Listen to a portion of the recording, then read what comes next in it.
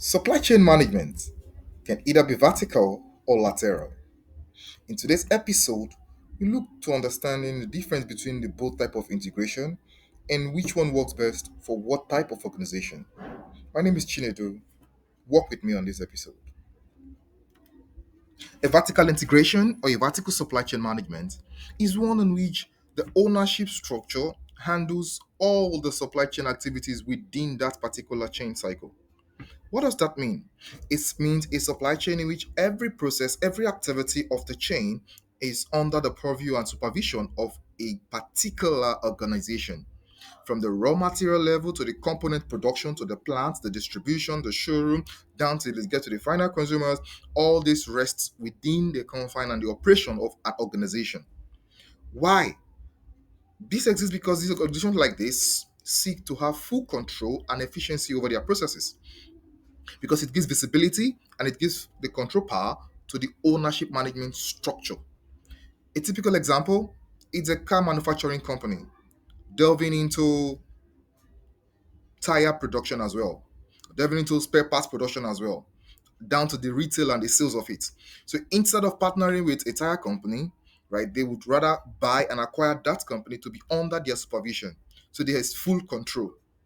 Another example is a cake vendor who, besides making the cake, would rather go ahead to um, working towards getting the raw materials. This person would want to be in charge of the poultry that produces the egg, the flowers, every single thing involved in that cycle. Now, that is an example of what a vertical integration look like. Of course, this involves massive resources, involves so much fun to manage, right? The hiring, the whole planning process, everything rests within the organization. Again, there's also a risk here, right? The risk of scale, because the risk of scale and talent mismanagement, because you do not necessarily have the right resources and the right personality to function at the different type of affair. If you're going to do that, you're going to spend heavily to get it in house. Now, what does the second look like? The horizontal or the lateral integration.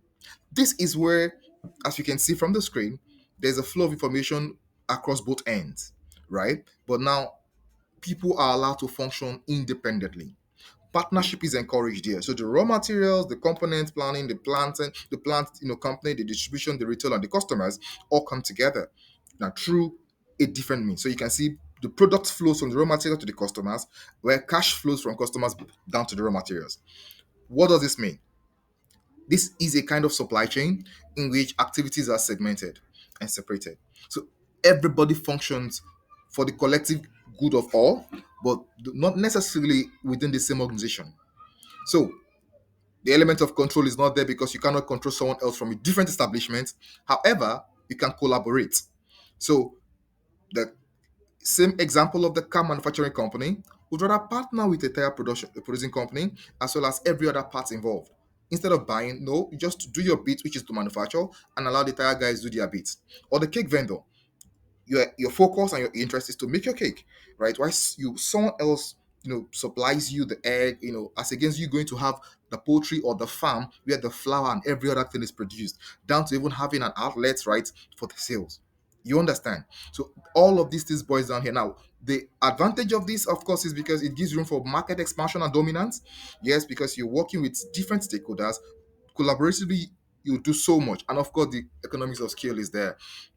You don't have to do so much to get solely to know. Rather, you just do your bit, and others will do their bit, and together it becomes something more reasonable. And this is what this kind of supply chain offers you. The element of control, of course, may not be there. The risk of data sharing as well, but then the overall overarching goal of what the supply chain is meant to do will be done effectively.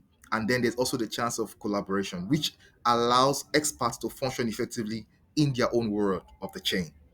I believe you enjoyed this episode. Please feel free to drop your questions, your comments, and we'll surely get the response. Thank you so far for the responses on all other episodes. We appreciate it. Like, share, subscribe.